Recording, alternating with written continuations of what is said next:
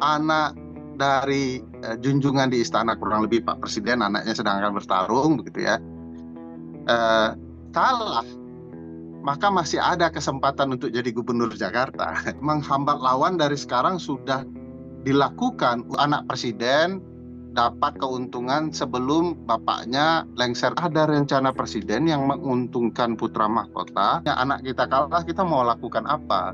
Bagaimanapun dia perlu maju lagi kan 2024. Kekhawatiran kemana kapal ini mau dilabuhkan kalau kalah.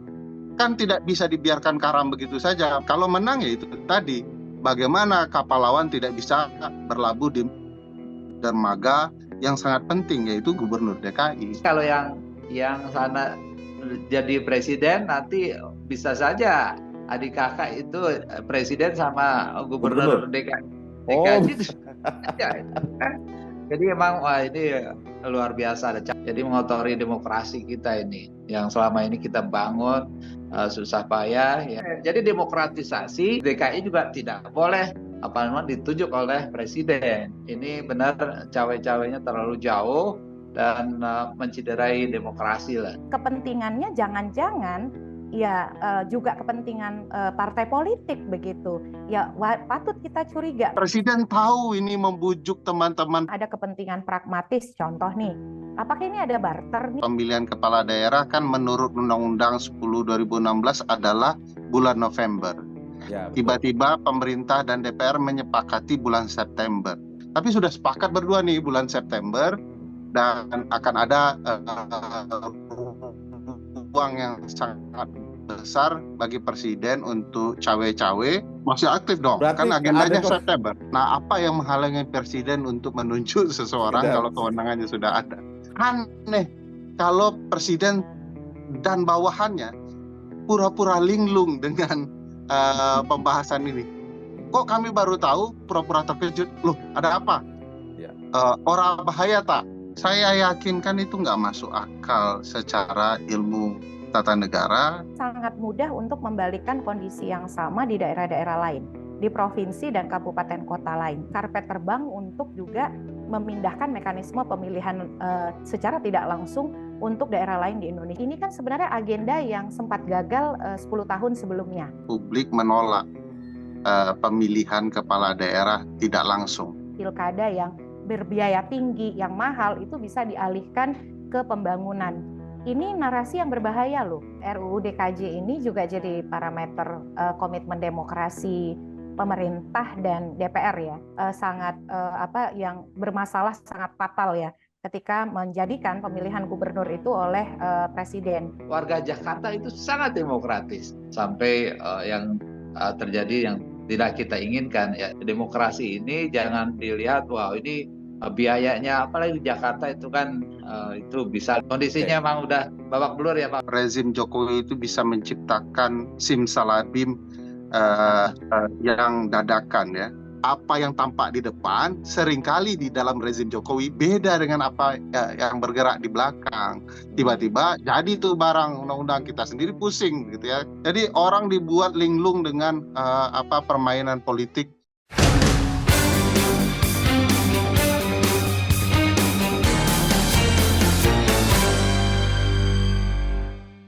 Ya, Assalamualaikum warahmatullahi wabarakatuh. Senang sekali kita kembali ketemu di kanal YouTube medcom.id. Saya Indra Maulana. Tentu saja kita sedang berada di program Cross Check yang memang akan menyoroti sebuah hal dalam sepekan ini.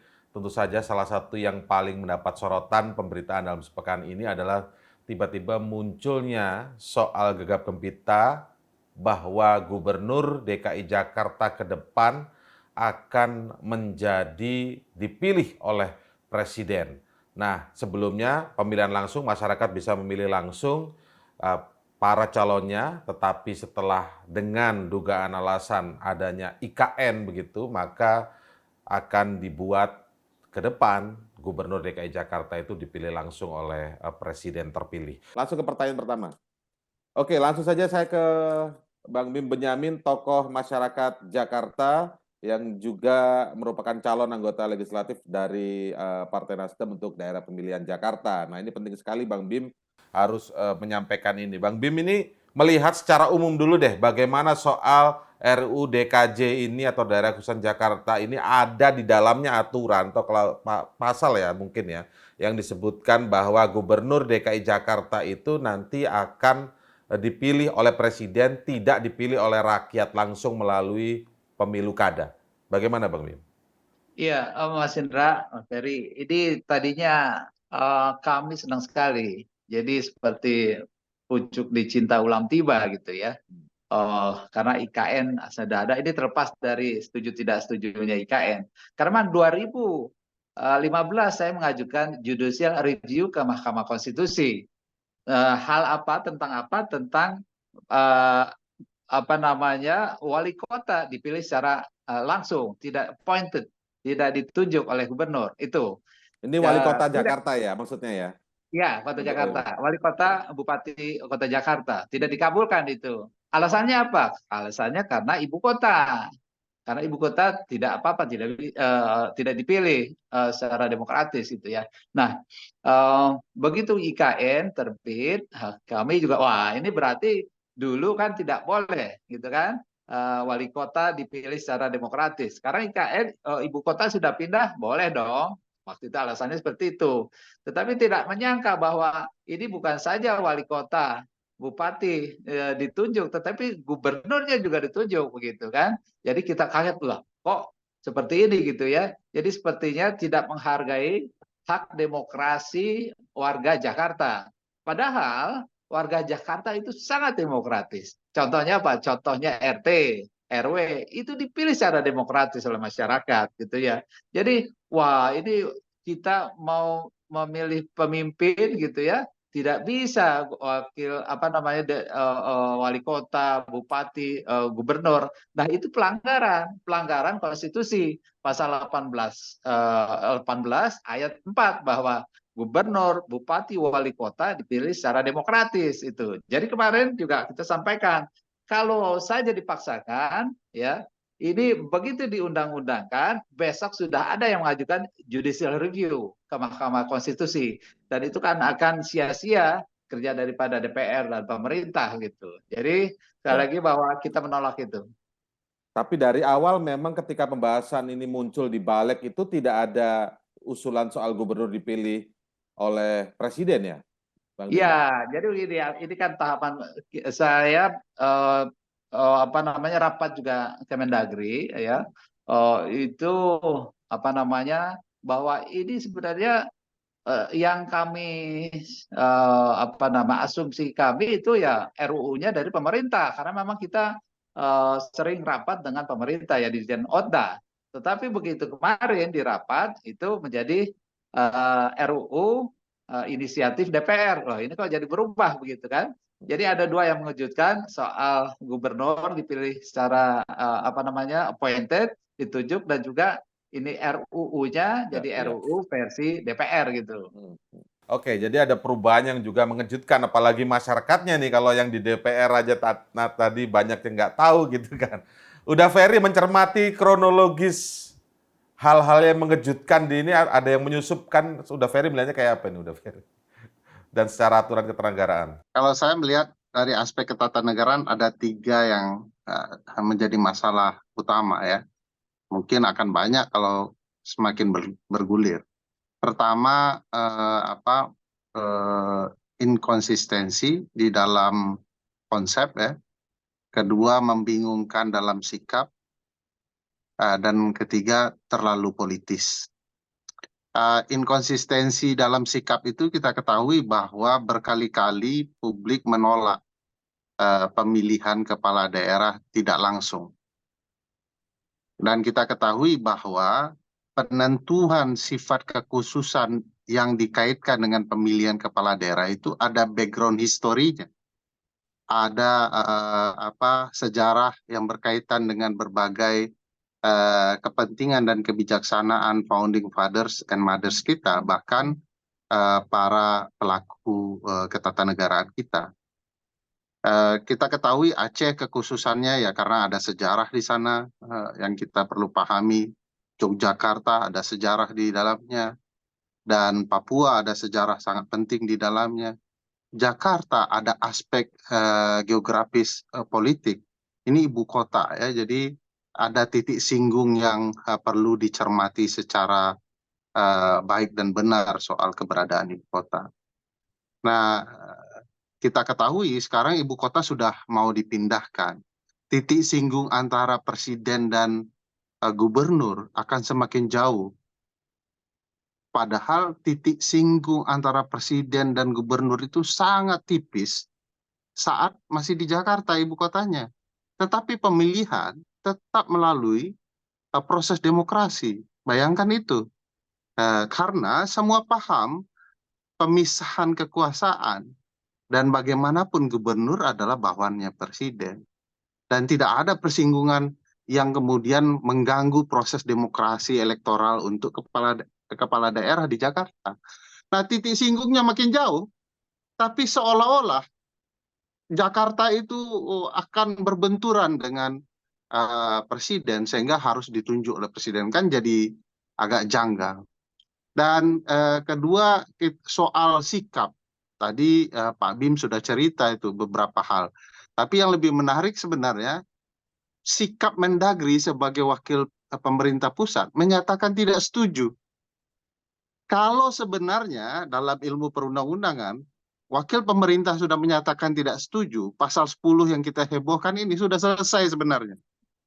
Tapi yang dikhawatirkan, ini kan seolah-olah tidak setuju, tiba-tiba nanti di pengesahan berubah. Nah, ini jadi problematika gaya dan style pemerintah ini. Karena kalau mereka sudah tidak setuju, tidak akan ada pasal itu. Sebab kedua-duanya harus sepakat dulu untuk menjadikannya sebagai sebuah undang-undang. Jadi sikap ini membingungkan kita. Apa yang tampak di depan seringkali di dalam rezim Jokowi beda dengan apa yang bergerak di belakang. Tiba-tiba jadi tuh barang undang-undang kita sendiri pusing gitu ya. Karena Maksudnya semua tidak menjadi tidak satu kata dan perbuatan ya. kurang lebih begitu. Ada beberapa undang-undang soal begitu ya. Ya. Dan akhirnya kita publik merasa terlambat meresponnya, memperjuangkan hak-hak konstitusionalnya. Yang ketiga terlalu politis, Mas Indra. Kalau membacanya dengan cakrawala pemilu 2024. Kenapa begitu? Sederhana. Kalaulah anak dari junjungan di istana, kurang lebih Pak Presiden anaknya sedang akan bertarung begitu ya, kalah, maka masih ada kesempatan untuk jadi gubernur Jakarta. Kalau Gibran menang, maka potensi pesaing Gibran di 2029 bahkan sampai 2029 ini sudah terpikirkan tidak akan bisa menjadi gubernur Jakarta. Karena bagaimanapun semua orang secara politis melihat Jakarta sebagai patron seseorang pemimpin daerah bisa maju ke tingkat yang lebih tinggi yaitu menjadi calon presiden. Sehingga menghambat lawan dari sekarang sudah dilakukan untuk menjaga proses demokrasi selanjutnya. Bacaan saya sampai ke sana melihat tidak demokratisnya cara pembahasan undang-undang dan dekatnya ruang pemilu saat ini. Jadi sudah dibaca tuh kalau kalah begini, kalau menang begini gitu ya. Politis sekali ya, Daveri ya. Berarti ini Saya politis melihatnya banget. begitu dan sangat potensial kan. Apa sih tujuan presiden membahas undang-undang khusus Jakarta di tahun pemilu yang sebentar lagi, yang kemudian kita bisa katakan ini sebentar lagi tahun pembahasan undang-undang mau habis nih. Ngapain ini diburu-burukan semua gitu ya. Bentar lagi juga mau reses kan gitu, mau konsentrasi ngurus pemilu. Apa yang memaksa pembahasan ini terburu-buru sementara ibu kota yang baru belum jadi-jadi, Mas Indra. Nah, padahal kalau mau kita fair, pembahasan daerah khusus Jakarta itu harus bersamaan dengan pembahasan undang-undang ibu kota negara yang baru. Karena ini bicara ada yang baru, yang lama bagaimana. Ya, tapi ini kan ditunggu waktu yang kepepet seperti ini untuk hal-hal yang membuat kita bingung. Kita mau konsentrasi urus pemilu presiden atau mau bicara soal Jakarta.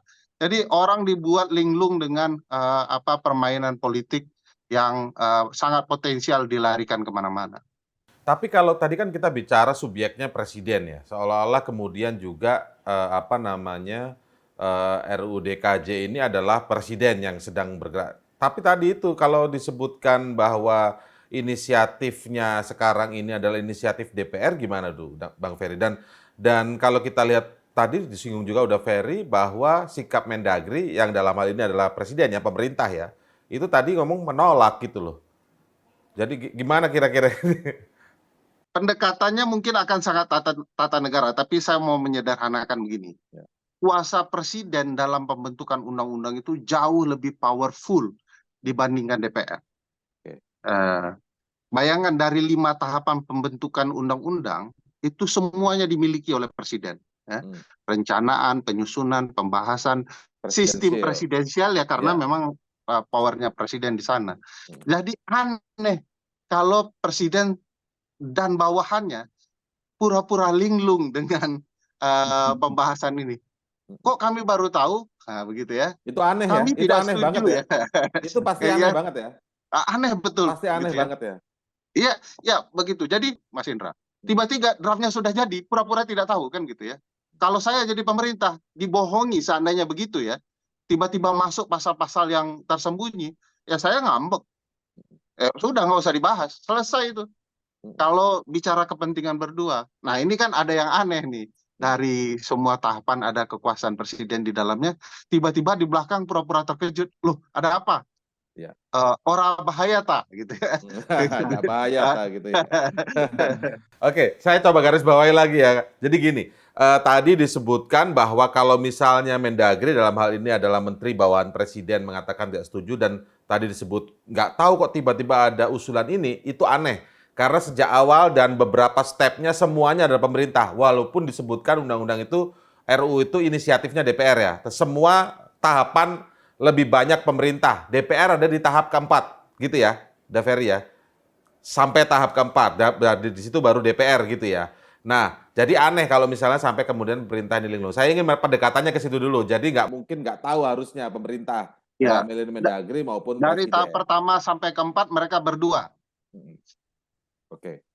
Tahap pertama sampai keempat mereka berdua ya, pemerintah dan DPR gitu. Yes. Oke, kalau pemerintahnya nggak setuju sebenarnya ya dari awal sudah nggak jalan seharusnya ya. Sudah nggak jalan. Nah, ini yang aneh berarti. Nah, kemudian kita masuk sekarang tadi sedikit lagi, udah Ferry tadi menyimpulkan dari sisi unsur pembahasan ini sangat politis, disebutkan tadi, ada sebuah persiapan kalau anak sang presiden kalah kontestasi masih ada peluang di pemilihan kepala daerah gitu maksudnya. Ya, itu sebabnya kalau Mas Indra dan Pak Bim baca konstruksi ketatanegaraan kita untuk pemilihan kepala daerah kan menurut Undang-Undang 10 2016 adalah bulan November. Ya, betul. Tiba-tiba pemerintah dan DPR menyepakati bulan September. Ini saya mengkritik pemerintah sekaligus teman-teman Pak Bim di partai. Ini kan ada transaksi yang untung berdua nih Pak Bim. Satu, anak presiden dapat keuntungan sebelum bapaknya lengser ke Prabon di bulan Oktober tanggal 20. Teman-teman partai, teman-teman Pak Bim juga dapat untung Mas Indra. Sebab kalau November sesuai undang-undang mereka kan harus mundur. Kalau menang pemilu Februari, mereka harus mundur. Kalau kalah gimana? Hilang dong kedua-duanya. Jadi kalau September masih untung nih teman-teman partai karena tidak harus mundur. Kalau kalah di bulan Oktober mereka bisa dilantik jadi anggota DPR gitu ya.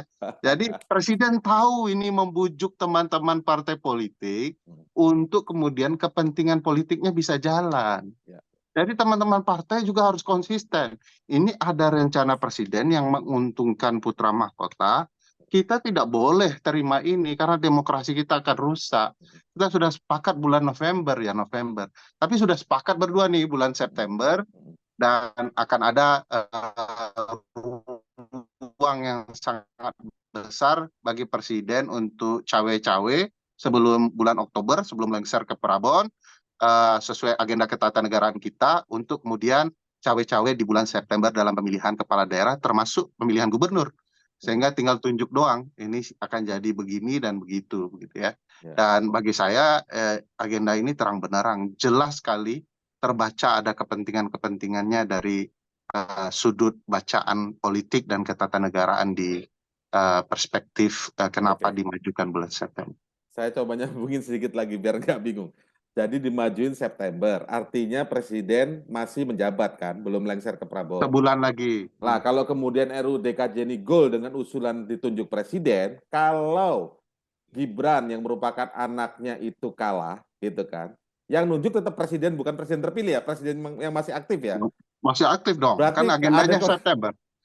Presiden terpilih kan belum ada kewenangan ketatanegaraan ya, sebelum Oktober tanggal artinya nanti 20. ada kemungkinan bacaan Uda Ferry, kemungkinan Presiden Jokowi kalau Gibran kalah ditunjuk sebagai Gubernur DKI Jakarta gitu, langsung gitu ya.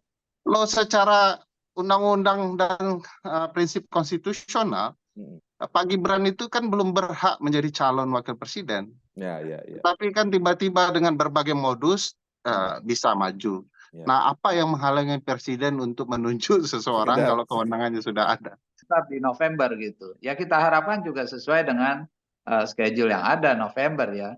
Ini memang nuansa politisnya sangat sangat kental sekali ya. Tadi apa disampaikan itu kan September sehingga Oktober masih ada waktu gitu untuk menunjuk. Nah, ini kalau yang sana jadi presiden nanti bisa saja adik kakak itu presiden sama gubernur Gubernur. DKI Oh, itu ya, itu kan. Jadi emang wah ini luar biasa, ada cawe-cawe terlalu terlalu apa ya, tentara dan kotor lah kita bilang ya. Jadi mengotori demokrasi kita ini yang selama ini kita bangun susah payah ya, dan apa namanya melibatkan partisipasi masyarakat harusnya kan dibuka lah gitu ya. Jadi satu yang mau saya sampaikan apa namanya dikatakan ada yang mengatakan DKI ini kan lex spesialis, bisa saja itu appointed gitu ya, karena Jogja itu kan tidak dipilih secara langsung. Saya sampaikan bahwa argumen itu salah, argumentasi seperti itu salah. Di Jogja pun itu secara demokratis, tidak di appointed. Kalau appointed ditunjuk itu kan dari atas.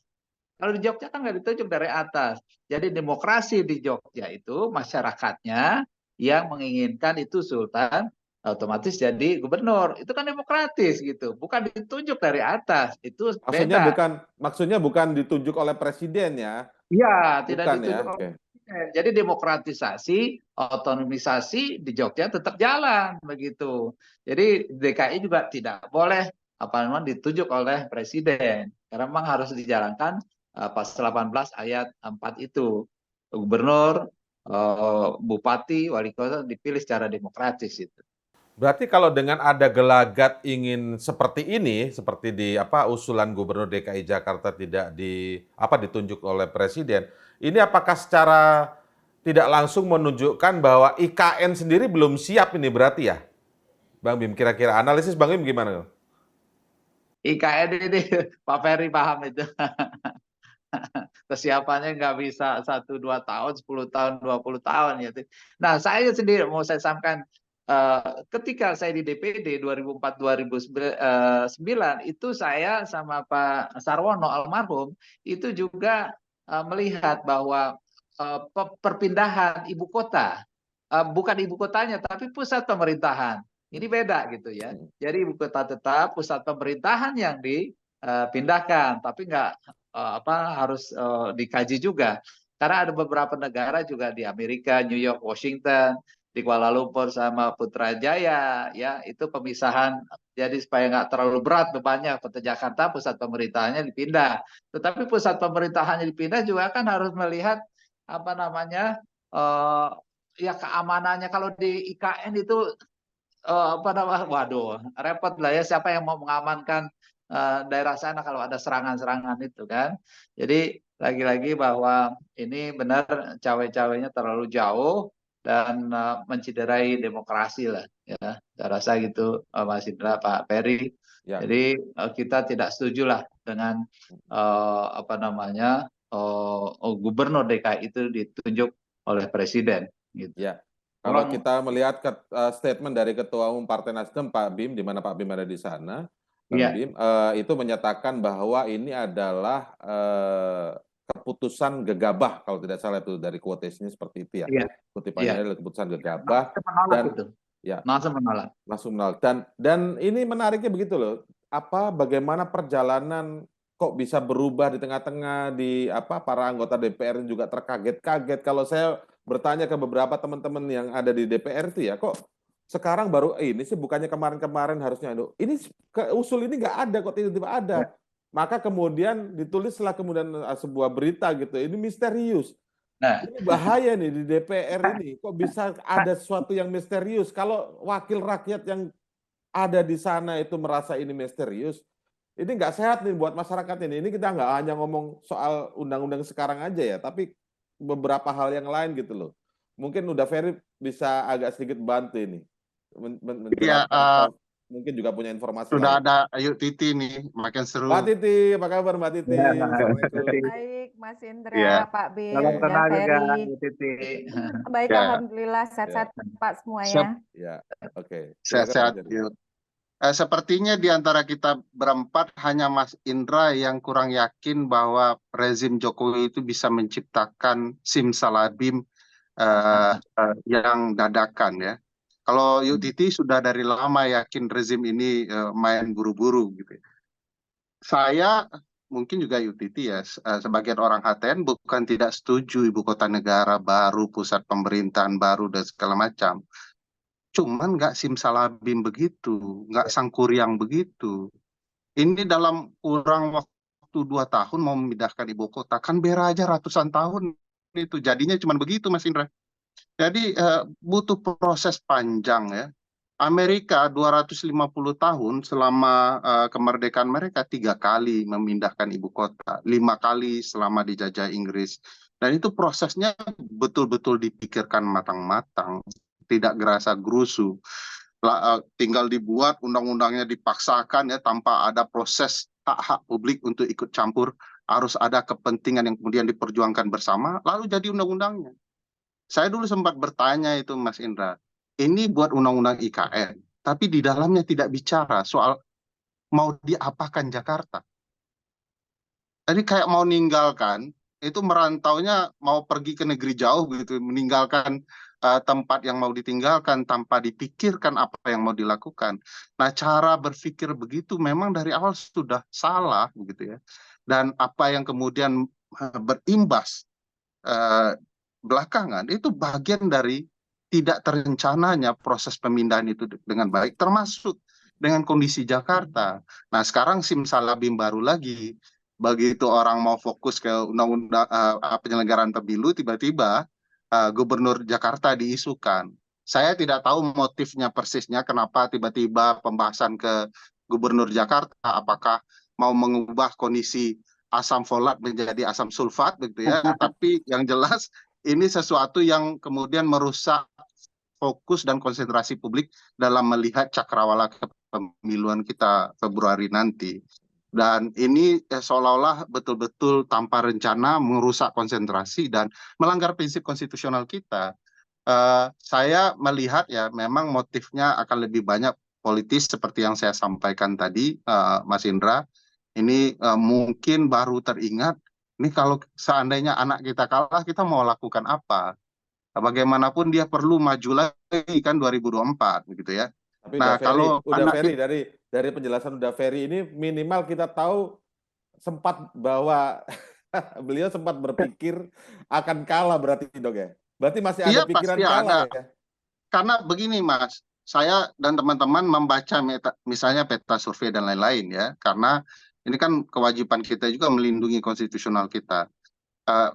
Beberapa analisa teman-teman survei dan teman-teman politik yang kita mendengarkan mereka, itu hanya bisa terjadi kalau terjadi hal yang mustahil, yaitu akan lebih 50% suara terpenuhinya sebaran setengah jumlah provinsi, yaitu 20 provinsi dengan masing-masing 20% kemenangan. Sesuatu yang sangat sulit ya, untuk tidak putaran kedua. Hampir tidak mungkin secara matematika konstitusional. Kalau kemudian putaran kedua, prediksi yang dibaca teman-teman dari preferensi publik dan pemilih adalah dimenangkan oleh oposisi dari rezim yang berkuasa. Sehingga ini yang menakutkan mereka dan memaksa berbagai hal. data dari teman-teman yang dikumpulkan sudah melibatkan berbagai unsur dan institusi dalam berbagai kecurangan. Jadi besar sekali ini masalahnya. Jadi tentu akan ada kekhawatiran kemana kapal ini mau dilabuhkan kalau kalah. Kan tidak bisa dibiarkan karam begitu saja, Mas Indra. Ya, ya. Bagaimanapun ini dipikirkan secara politis. Kalau menang ya itu tadi, bagaimana kapal lawan tidak bisa berlabuh di dermaga yang sangat penting, yaitu Gubernur DKI. Iya, iya, iya, iya. Oke, oke. Mbak Titi, karena pembahasannya udah agak ke tengah tadi sedikit saya garis bawahi, tapi menariknya bukan lagi bagaimana Mbak Titi melihat soal RUU DKJ ini ada usulan apa namanya, bagaimana Gubernur Jakarta ke depan dipilih oleh Presiden.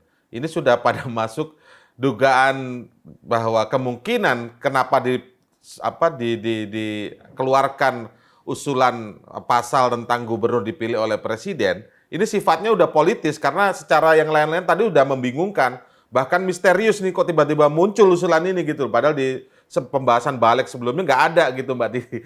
Kalau Mbak Titi ngelihat seperti apa ini usulan soal gubernur DKI Jakarta dipilih oleh presiden, Mbak Titi setuju nggak dugaannya bahwa ini apa namanya karpet merah lagi lah kalau buat Gibran kalau kalah katanya. Ya, tapi kalau saya ingin melihatnya lebih proporsional ya, Mas Indra. Jadi beberapa kali saya juga diundang oleh Pemprov DKI ya, membahas RUU DKJ ini. Dalam narasi atau kemudian dalam teks yang saya dapat, itu pemilihannya tetap dengan skema seperti sekarang, yaitu Pilgub langsung 50% plus 1 begitu. Kenapa 50% plus 1 itu? Karena berkaitan dengan legitimasi dan seterusnya. Nah, bahkan waktu itu muncul perdebatan untuk memberikan skema pemilihan DPRD kabupaten kota yang Pak Bim juga sempat minta ya ke Mahkamah Konstitusi di tahun 2008 putusan nomor 11 dan juga pemilihan bupati wali kota. Tetapi kemudian dengan pertimbangan bahwa ini daerah kekhususan, maka tetap saja Pilgub yang dipertahankan secara langsung. Nah, waktu itu diskusinya adalah bagaimana kemudian memastikan kekhususan Jakarta setelah tidak lagi jadi daerah khusus ibu kota. Lalu yang dalam perkembangan berikutnya juga posisi pemerintah tetap sama begitu 50% plus 1 dengan pemilihan gubernur secara langsung. Ketika ini menjadi RUU inisiatif DPR, kok bisa ya shifting atau berubahnya langsung pemilihan melalui pengangkatan oleh DPRD dengan memperhatikan usulan dari DPR. Kalau kita lihat skema ini kan skema yang berlaku hari ini untuk pengangkatan penjabat ya, Mas Indra ya.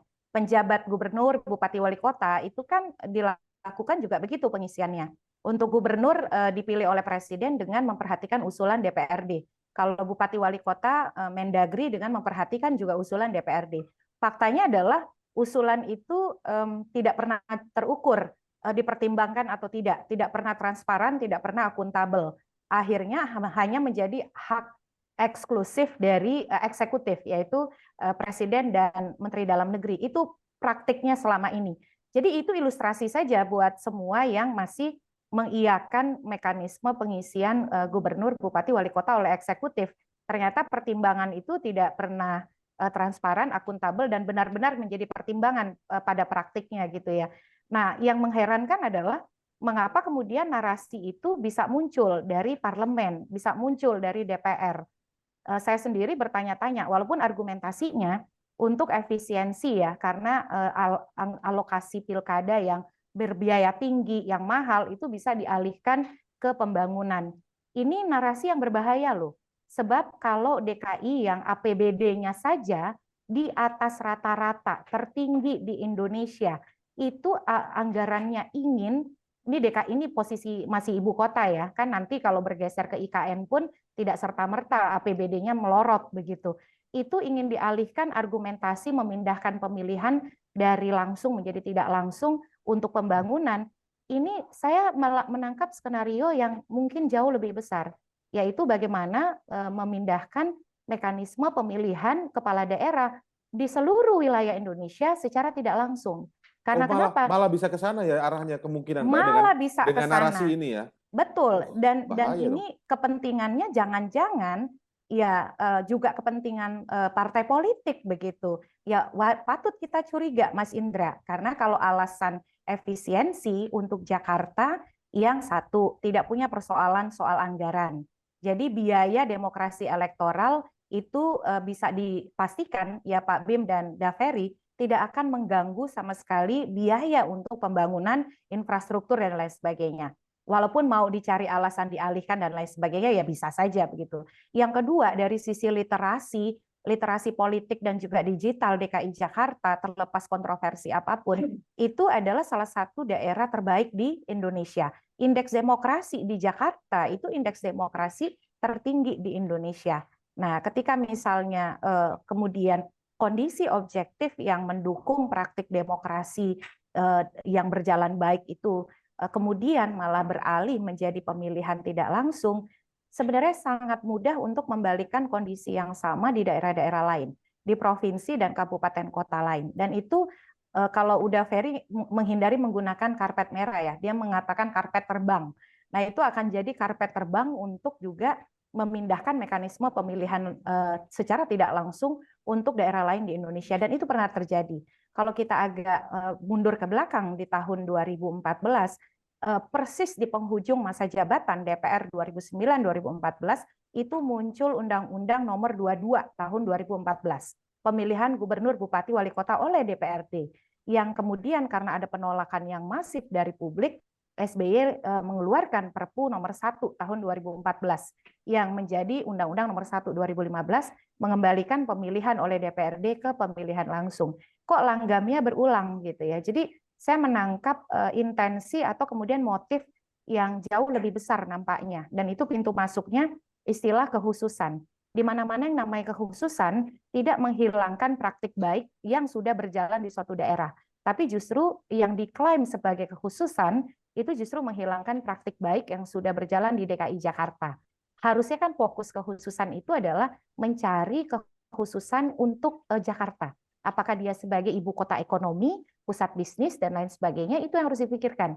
Tidak mengutak-atik mekanisme pemilihan politik elektoral yang sebenarnya itu tidak bermasalah dan sudah dipraktikkan baik. Bicara Kekhususan itu soal malah nggak ada ya Mbak Titi ya? betul, Malah nggak ada betul. ya? Nggak dibahas dalam RUU itu tidak tergambarkan malahnya. Betul, betul. Bahkan Pilgub 50% plus 1 dengan hasil 50% plus 1 itu kan kekhususan Jakarta yang sudah diakui konstitusionalitasnya. Nah, kalau kita bicara misalnya soal asal-usul, itu kan harusnya asal-usul yang tidak dihilangkan dalam pembahasan ini. Jadi terlepas kalau udah Ferry tadi punya analisis ya terkait dengan kepentingan melanggengkan jabatan dan lain sebagainya, tapi saya melihat ini saya kira sahih menjadi kekhawatiran kita bersama. Jangan-jangan ini juga memang ada intensi secara sengaja dari kekuatan politik di DPR untuk di parlemen untuk menjadi pintu masuk bagi pengubahan sistem pemilihan yang lain. Jadi saya sih ingin melihatnya kok bisa ya di akhir masa jabatan RUU inisiatif DPR lalu pembahasannya juga seperti ya tidak tersentuh, walaupun apa yang saya terlibat di Pemprov DKI dengan keluaran di RUU inisiatif DPR kok tidak sama ya. Meskipun kemudian Mendagri kan mengatakan pemerintah tetap ingin pemilihan langsung.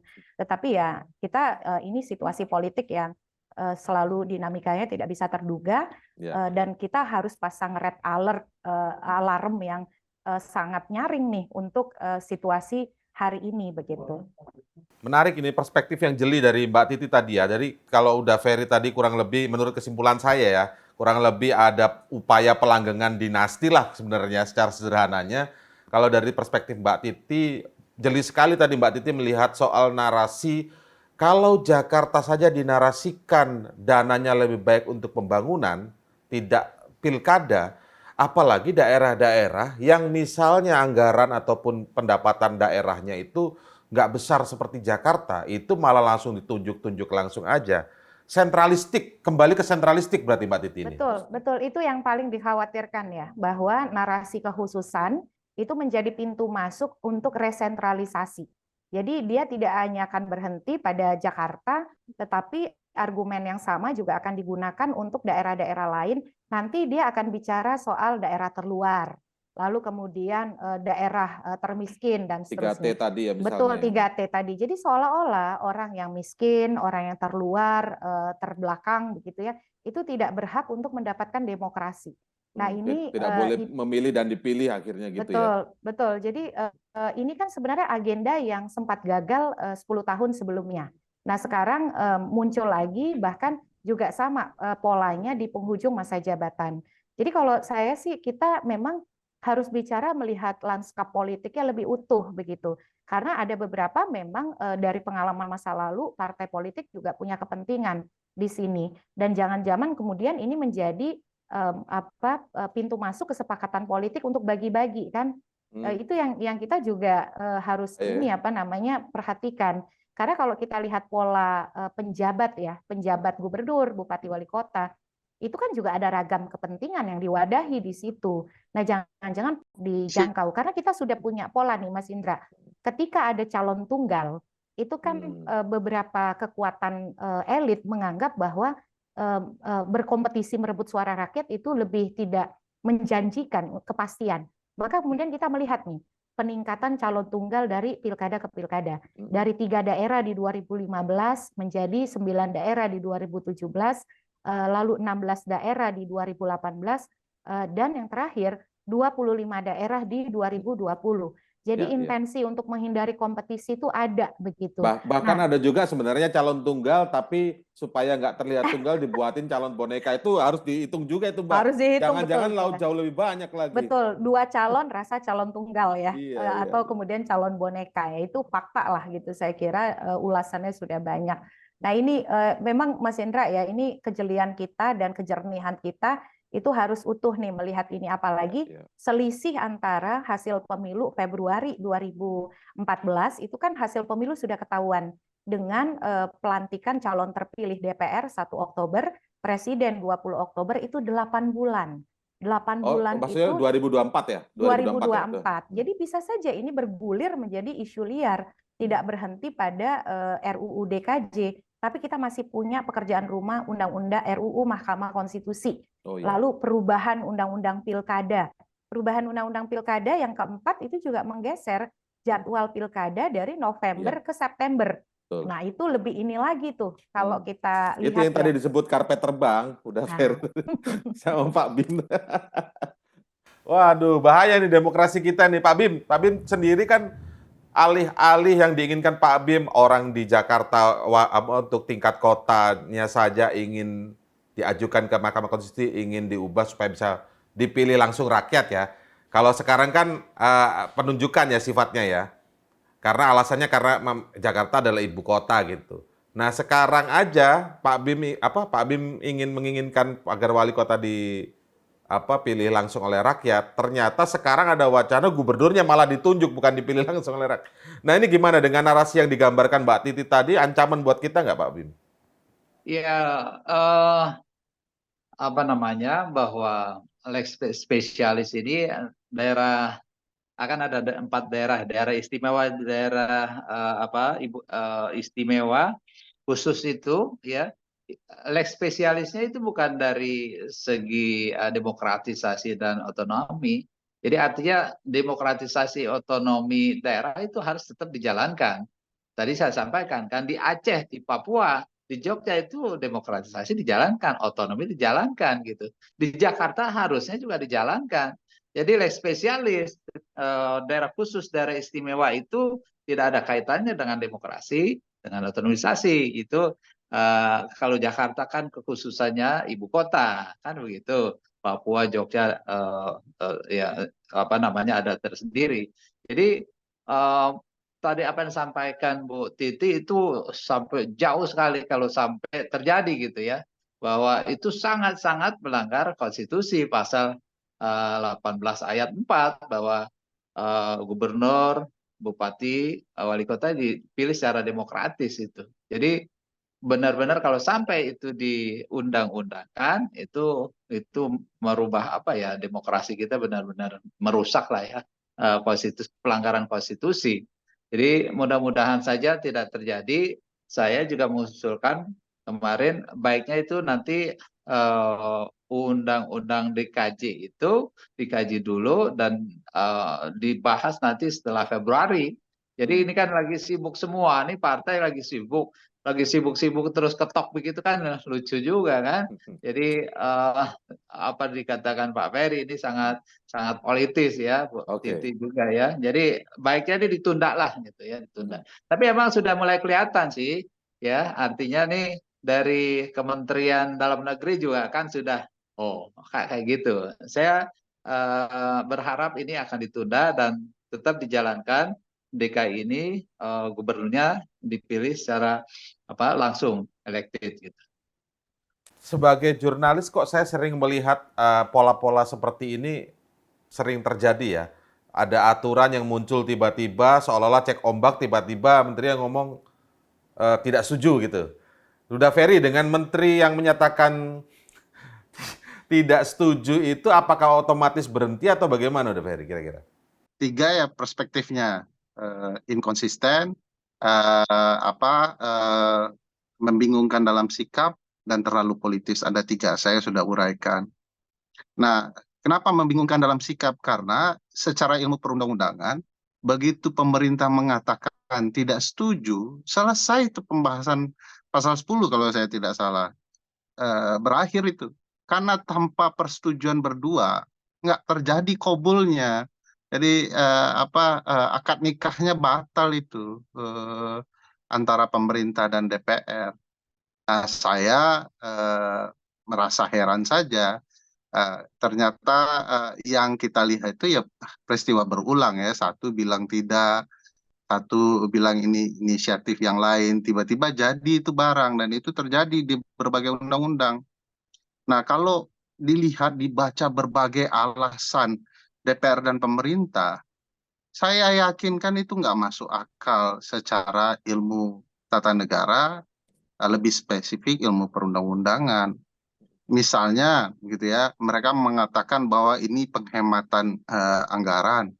Kalau logikanya penghematan anggaran, maka dalam ilmu perundang-undangan ada pembahasan ya, misalnya ROCP dan lain-lain, gitu ya, konsep menelaah betul apa alasan, tujuan dan segala macamnya dari pembentukan undang-undang. Nanti akan ditemukan ternyata pemilu presiden dan pemilu legislatif nasional jauh lebih merugikan. Apakah dengan logika itu nanti ditunjuk juga? Kan tidak begitu cara berpikir dan logika yang harusnya disampaikan oleh pemerintah. Ya, betul. Bagi saya ini alasan yang dicari-cari, apalagi di tengah pemilu kita yang berbiaya tinggi, yang kurang lebih tidak bermanfaat. Tanya Mbak Titi deh. Dengan uang 70-an triliun dan yang sudah sebagian diserahkan kepada penyelenggara pemilu, itu betul-betul bermanfaat nggak untuk penyelenggaraan pemilu kita? Mereka pergi ke 7-7-nya ke luar negeri, padahal tahapan sedang berlangsung, gitu ya. Mengadakan setiap bulan rapat-rapat konsolidasi yang tidak perlu, padahal Zoom sudah ada, gitu ya. Buat agenda pelatihan kemana-mana pakai baju tentara, padahal dia penyelenggara pemilu, mau jadi tentara atau mau menyelenggarakan pemilu juga masih membingungkan di antara mereka. Ini uang-uang yang digunakan untuk tidak hal-hal yang bermanfaat bagi demokrasi kita. Lalu teriak-teriak demokrasi berbiaya tinggi, itu logikanya di mana begitu ya? Padahal borosnya di mana gitu kan? Borosnya luar biasa. Kalau mau menjalankan demokrasi secara baik, manfaatkanlah ruang demokrasi ini, kebutuhannya yang efektif, efisien bagi demokrasi dan kepemiluan kita. Jadi alasan itu kalau mau dibenturkan dengan apa yang terjadi, nanti mereka juga kebingungan sendiri menjawab soal kebutuhan anggaran dan lain-lain itu. Jadi kalau kemudian ruang politisnya sudah terbaca, sebenarnya waspada saja. Mas Indra benar bahwa ini sudah sangat sentralistik dan tidak mengherankan. Kalau kita baca Undang-Undang Cipta Kerja, semua kewenangan daerah sudah ditarik ke pusat. Jangankan soal kewenangan-kewenangan besar, ngurus parkir darat, ini bukan parkir laut, parkir udara nih, parkir darat saja ditentukan oleh PP pemerintah pusat. Jadi bayangkan Jokowi bilang mau menyederhanakan perundang-undangan, tetapi dia buat undang-undang yang melahirkan berbagai undang-undang turunan. Jadi lebih obesitas lagi di era Jokowi perundang-undangan kita, dan kacau membaca demokrasinya. Jadi menurut saya jangan memberikan alasan yang membuat kita kebingungan sendiri dengan alasan itu. Ini alasan yang benar atau ada kepentingan lain yang sedang disusupkan. Jadi aneh juga ya, tiba-tiba Mbak Titi sedang menung-menung soal pemilu kita yang kusut masa ya, bahasa Melayunya, kacau balau begitu ya. Karena setelah 77-nya keluar negeri, Mbak Titi memperingatkan ini mubazir, tidak jelas. Tiba-tiba masih ada yang keinginan ke luar negeri gitu ya. Jadi apa namanya, ini peristiwa berulang. Modusnya kita bisa baca dalam berbagai perspektif, dan kepentingan politiknya yang ujungnya yang akan diberlakukan. Itu selalu menjadi catatan kita di rezim Jokowi dalam berbagai pembentukan undang-undang, baik undang-undang MK, KPK, Minerba, Cipta Kerja, dan juga kemudian soal pemilu. Kalau pemerintah ini baik dalam demokrasi, tuh kemarin MK sudah memutuskan soal keterwakilan perempuan tidak dipatuhi oleh penyelenggara pemilunya. Jadi jangan ngomong soal demokrasi sebelum patuh kepada konsep demokrasi, kepatuhan kepada konstitusi dan undang-undang. Kalau kemudian cuman ujung-ujungnya yang mengikuti kepentingan dari istana saja. Jangan-jangan kalau di challenge gini malah bingung sendiri menjawabnya kali ya. Ya. Ngomong-ngomong 7 yang keluar negeri ini siapa, Udah? 7-7-nya Mas Indra, 7 anggota KPU ke luar negeri. Berangkat semuanya. Tahapan sedang berlangsung. Ya. Kami tentu berpikir positif saja. Jangan-jangan mereka berniat menyelenggarakan pemilu dari luar negeri. Jadi ini penyelenggara pemilu pertama di dunia menyelenggarakan pemilu negaranya dari luar negeri, gitu kurang lebih ya. Siapa tahu bisa begitu. Positifnya di mana menyelenggarakan dari luar negeri, Daveri? Ini. Oke, Mbak Titi, kalau Mbak Titi melihat artinya dengan kembali ke soal DKJ ini masih bisa berhenti atau gimana kira-kira Mbak Titi? Ya, sebenarnya kelanjutan RUU DKJ ini juga jadi parameter komitmen demokrasi pemerintah dan DPR ya. Jadi kalau menurut saya sih, saya setuju dengan Pak Bim tadi. Ini isu yang sangat krusial yang justru bisa membawa kita pada krisis kalau dia berlarut-larut dan terjadi kontradiksi antara suara publik dengan apa yang dinarasikan di parlemen. Ingatlah ya, ketika 2014 itu kan gelombang penolakan publiknya itu bahkan memaksa Presiden SBY pada waktu itu mengeluarkan Perpu. Ya, kita satu sisi kita bersyukur ketika punya pemerintahan yang tipis kupingnya, dia ingin kemudian suara publik itu terdengarkan dan menjadi kebijakan. Nah, harusnya hari ini tadi sudah disebutkan ketika pemerintah menyatakan tidak setuju dengan mekanisme pengisian gubernur dengan pemilihan dipilih oleh presiden, ya itu dikonkretkan gitu. Jadi tunda saja pembahasannya. Lagi pula menurut saya ini kan membutuhkan ya suara publik yang juga difasilitasi baik. Jangan sekedar misalnya karena kita punya wakil rakyat, apa-apa tuh mesti diwakili begitu ya, bahkan untuk hal-hal yang sangat krusial. Bagi saya ada logika hukum dan demokrasi yang sangat yang bermasalah, sangat fatal ya ketika menjadikan pemilihan gubernur itu oleh presiden. Pertama begini, praktik demokrasi elektoral di Jakarta itu sudah membuat 8 juta lebih orang itu terwakili secara politik melalui baik DPRD provinsi dan juga pemilihan gubernur. Nah, itu kemudian ketika dihilangkan begitu ya, logikanya itu sama sekali tidak ditopang oleh argumen yang kuat, walaupun kemudian ada dewan kota dan lain sebagainya yang disebut begitu ya. Tetapi di situ terlihat sekali pemaksaan atau jangan-jangan ada situasi nyaman dengan pengisian penjabat selama ini. Kan kalau penjabat itu terus terang Pak Bim dan Daveri ya, kita seperti orang asing di daerah kita sendiri. Saya warga Banten. Saya itu sudah sejak 2022 dipimpin oleh penjabat. Sama sekali tidak bisa mengakses bagaimana penjabat itu dipilih atas pertimbangan apa, dan kemudian apakah DPRD didengarkan atau tidak. Ini DPRD ya, bukan saya. DPRD didengarkan atau tidak, bagaimana evaluasinya, itu gelap begitu ya. Apalagi kemudian kalau bicara ini dilanggengkan selama 5 tahun. Penjabat itu durasinya hanya 1 tahun dan bisa diangkat kembali untuk 1 tahun berikutnya. Sementara kalau gubernur itu masa jabatannya 5 tahun. Betul. Nah, kita ini ibaratnya jangan sampai seperti teknik makan bubur gitu ya. Dari pinggir, terus ke tengah habis gitu. Nah, ini yang saya kira mestinya saya sebetulnya menyayangkan dan cukup kecewa kenapa kemudian RUU inisiatif ini bisa datang dari DPR. Harusnya kan DPR itu ingin kadernya lebih banyak dipromosikan mengisi gubernur begitu ya di proses pemilihan. Untuk apa sih partai politik kalau dia tidak punya promosi karir menjadi pejabat publik? Makanya harusnya partai itu berjuang. Kalau perlu pemilihannya bukan hanya gubernur, tetapi bupati, wali kota, dan juga DPRD kabupaten kota itu juga dipilih. Semakin terbuka ruang akses untuk mendapatkan pemilihan, itu kan berarti promosi kader terbaik mereka juga makin banyak pos-posnya. Jadi, tapi Mbak Titi seyakin apa ini benar-benar sebenarnya inisiatif DPR atau formalitas di depannya saja inisiatif DPR, Mbak Titi? ya, saya tidak bisa memastikan, tetapi kan faktanya itu berangkat dari DPR, dari Balik. Artinya kan mereka mengambil risiko itu begitu ya. Jadi ketika mereka mengambil risiko itu ya bicara di ruang terangnya saja, itu kan berarti dari sana begitu. Walaupun kemudian di saat yang sama ada kepentingan pragmatis, contoh nih, apakah ini ada barter nih dengan revisi keempat Undang-Undang Pilkada? Karena revisi keempat Undang-Undang Pilkada itu kan memajukan pilkada dari November ke September. Insentifnya buat siapa? Buat anggota DPR yang terpilih di pemilu 2024, dia bisa maju pilkada. Kalau dia kalah di September, dia masih tetap punya jabatan DPR karena pelantikannya 1 Oktober. Kan jadinya kita boleh berspekulasi dong. Ada dua kepentingan pragmatis yang bertemu. Satu sisi misalnya mencoba ini jangan-jangan ini rayuan DPR untuk eksekutif supaya insentif dia maju pilkada ke September, dia tidak harus kehilangan kursi DPR kalau dia terpilih, karena kalau dia kalah di September tanggal 1 Oktober dia masih bisa dilantik, kan gitu Mas Indra.